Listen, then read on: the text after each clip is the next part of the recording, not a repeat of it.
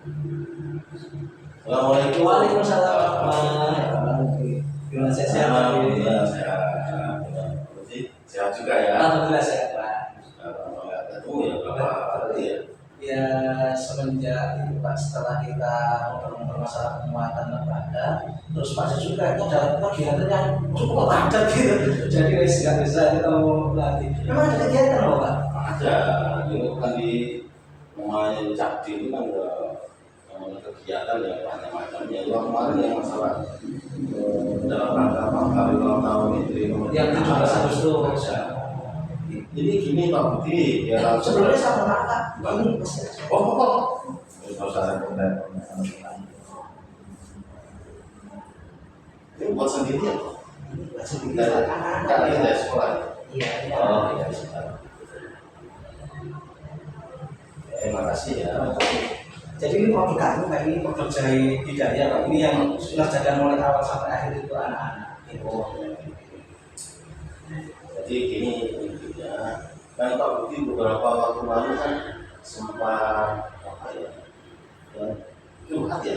Iya, betul. Yang kemarin itu. Kalau curhat dalam waktunya kan nggak ada. Iya. Ya, sekalian saya datang, ayo kita sekarang kalau bisa kita tuntaskan ya. Saya sudah tahu. Nah sekarang begini, Budi, kalau memang itu apa yang diinginkan Pak Budi, curhat apa, kira-kira apa, menurut Budi apa yang akan katakanlah disampaikan ya, kita bicarakan saat ini, kemudian nanti terus tujuannya apa ya, yang akan diinginkan Pak Budi seperti apa? Iya, Pak. Saya terima kasih atas kerawanan yang diberikan. Seperti yang disampaikan pada saat kita ketemu di awal itu, Pak, memang lembaga kita itu kan memang sangat sulit Pak untuk mencari murid itu Pak, terutama jadi mencari murid itu sangat sulit, entah kenapa. Jadi ya alhamdulillah kita sekarang sudah ada progres Pak sedikit, tapi cuma ya untuk sesuai apa yang kami inginkan sebagai lembaga yang sehat itu masih belum terpenuhi seperti itu. Oh, jadi tujuan utamanya nanti ya itu apa, secara kuantitas biar kita bertambah, secara jumlah peserta didik, terus kualitasnya juga seimbang. Nah, cara salah satunya ya itu bagaimana cara kita untuk meningkatkan mutu dan kualitasnya. oh baik. Jadi intinya apa yang kita bicarakan ini Pak Budi inginkan gimana caranya ya cari solusi supaya sekolah ini karena nomornya mungkin bertambah, kualitasnya dari terutama dari siswa dan gurunya ya Pak Budi ya. Oh ya. Oke. Memang selama ini seperti apa Pak Budi? Jadi saya itu kan kebetulan kan diangkat jadi kepala sekolah itu kan mulai tahun 2016 Pak ya. Sehingga dari tahun itu terus kemudian saya pelajari tentang pola pendidikan. Jadi pendidikan yang bisa sehat dalam tanda kutip itu kalau menurut saya nanti mau diluruskan pada Sudi ya kalau misalkan ada yang salah. Jadi pendidikan yang sehat itu kalau menurut kami itu adalah pendidikan yang mampu dan bisa menyelaraskan dengan perubahan. Nah, untuk sementara ini Pak, kalau saya berbicara masalah perubahan di SMA Hidayah ini, ya memang ada. Cuma masih belum apa ya istilahnya dalam tingkatan yang menyesuaikan dengan perubahan zaman yang sekarang itu kok memang agak sulit banget Pak. Saya tahun 2016. Iya, saya Berarti sampai katakanlah saat ini ya siap. tidak ada perubahan yang Signifikan. Signifikan ya. Betul. Lalu perubahan seperti apa yang diinginkan? Ya itu tadi Pak, jadi perubahan yang kami inginkan itu otomatis kalau bicara masalah kualitas pendidikan itu kalau menurut kami adalah tidak lepas dari kuantitasnya. Artinya kualitas itu akan bisa muncul ketika kuantitas jumlah murid itu seimbang. Karena apa Pak? Karena yayasan kami itu kan juga yayasan yang dalam tanda kutip sederhana Pak ya. Sehingga ketika kuantitas itu bertambah banyak otomatis untuk biaya operasional, penyesuaian guru dengan mata pelajaran, terus kemudian saat operasi insya ini akan bisa memadai. Nah kita ini kan sementara kan masih sebagai Pak, kuantitas itu masih kecil.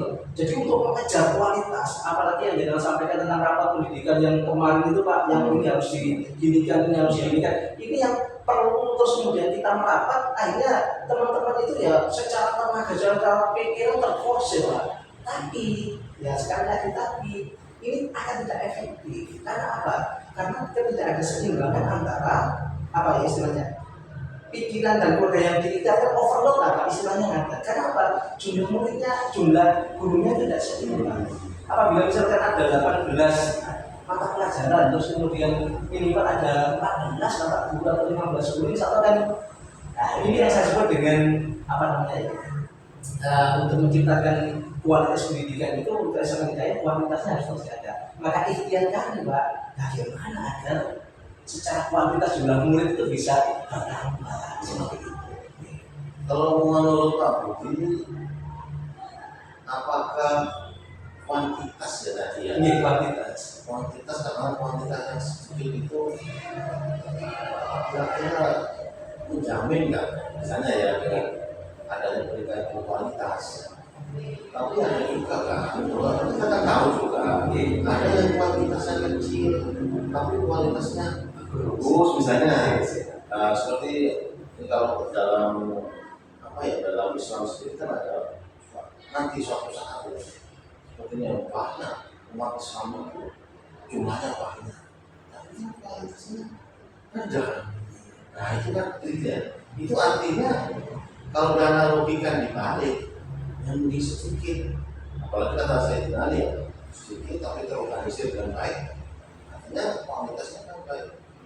Jadi gimana menurut Anda tentang ini misalnya gimana? Saya sepakat dengan apa yang disampaikan Pak Jasuki bahwa kualitas yang sedikit ini yang mencoba kita kemas sedemikian rupa agar menjadi kualitas. Kualitas yang sedikit ini akan kita kemas sehingga akan menjadi kualitas yang hebat. Sehingga dari sini insya Allah akan muncul nanti kualitas itu akan semakin bertambah dengan sendirinya.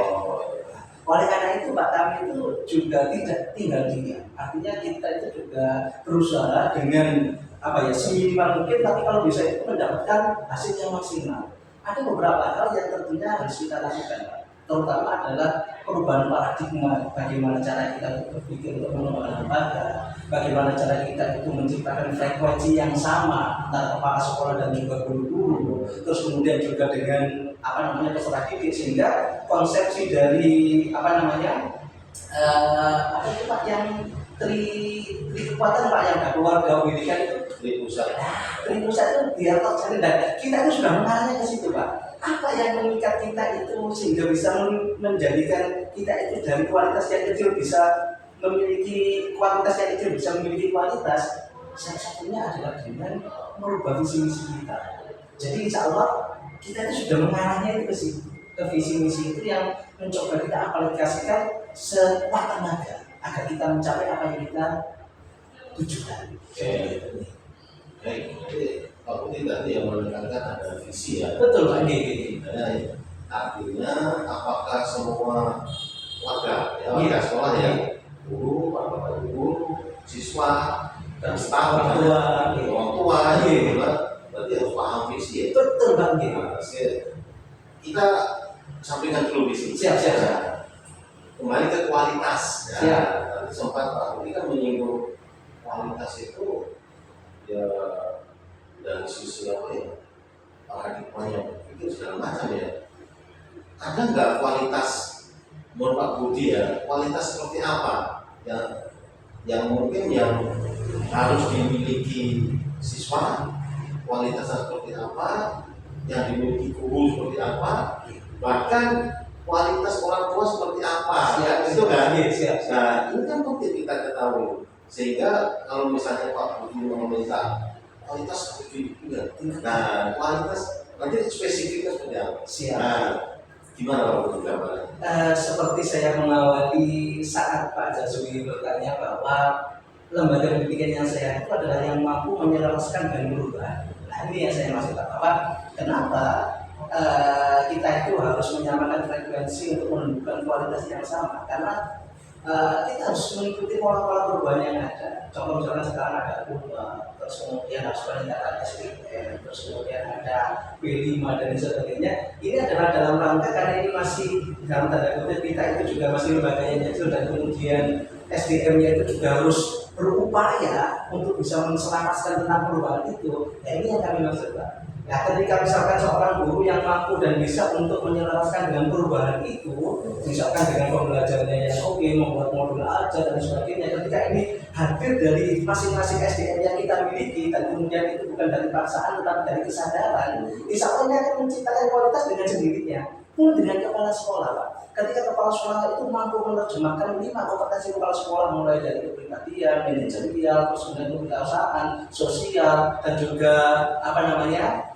yang satunya itu manajerial, pribadi, terus sosialnya, itu insya Allah dengan sendirinya kapasitas dan kualitas seorang kepala sekolah itu juga akan sampai pada titik yang diharapkan. Demikian pun juga anak-anak pun dengan wali murid, bagaimana wali murid itu bisa mengerti tentang hak dan kewajiban, terus kemudian bagaimana cara agar kita bisa menselaraskan antara program sekolah dengan wali murid, ini yang sangat kita harapkan. Dan kita menuju proses ke situ, Pak, walaupun kita tidak sampai pada puncaknya, tapi kita sudah mengarahnya step by step, sudah mengarahnya di situ. Insya Allah semacam itu.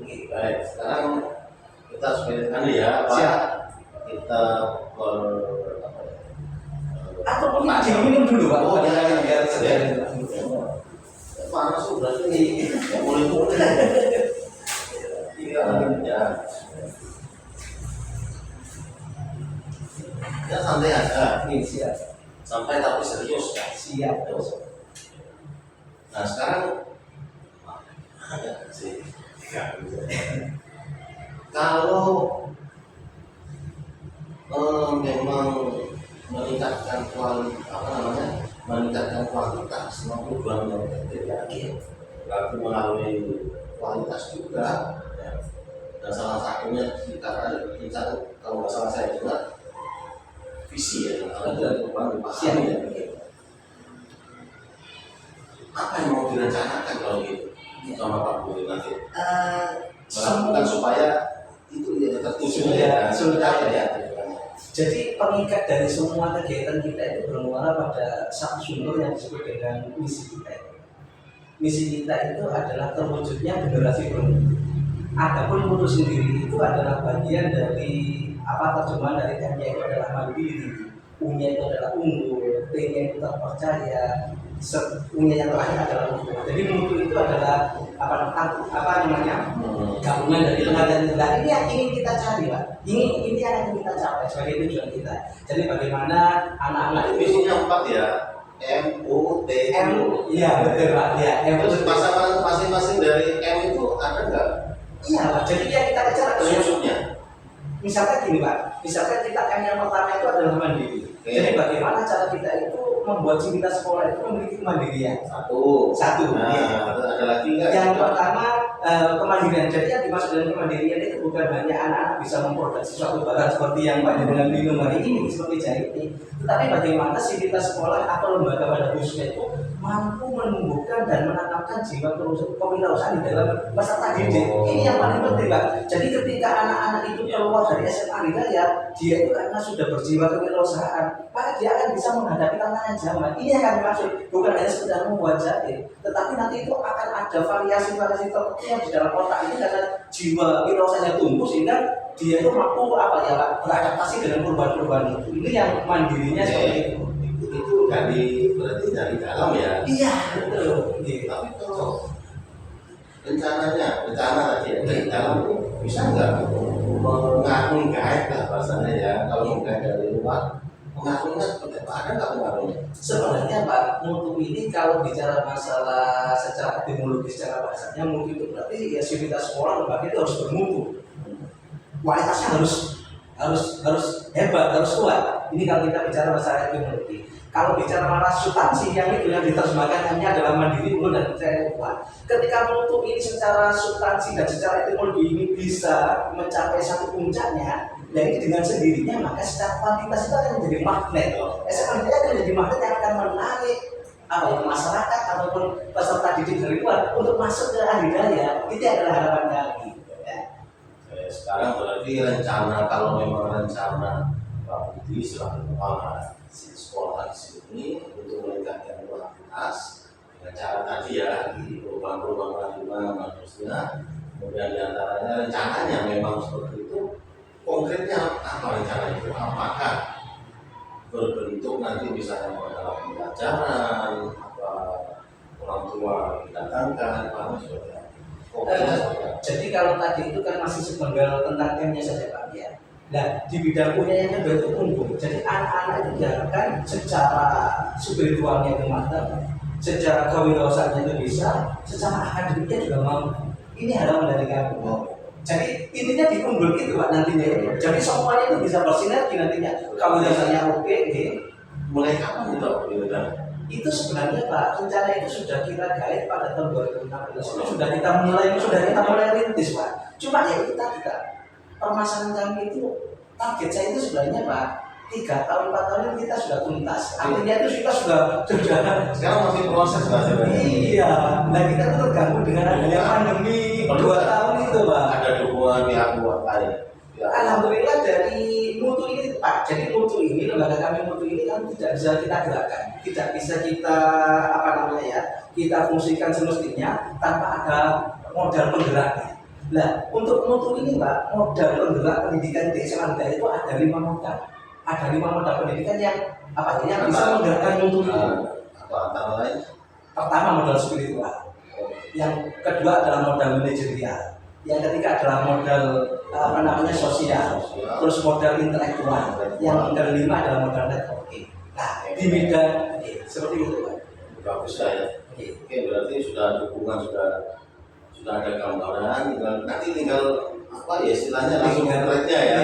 Terus sama itu Pak, sama masukan seperti dari Pak Yasuki atau karena modal kita itu yang dari mana? Salah satunya kan dari intelektual itu Pak, ya intelektual itu. Jadi kita terus bersinergi dengan mungkin yang paling ini ya, yakin ya Bukti ya.